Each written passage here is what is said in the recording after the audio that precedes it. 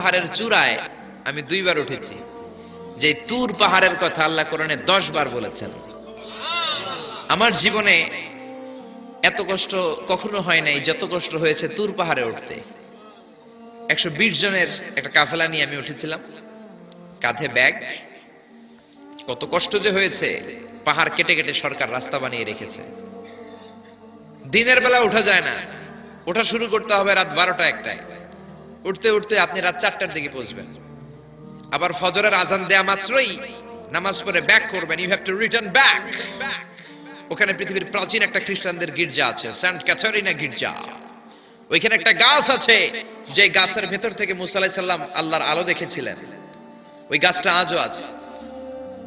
খ্রিস্টান, ইহুদি, মুসলমান 3 ধর্মের লোকদের জন্য এটা তীর্থস্থান, সবাই যায়।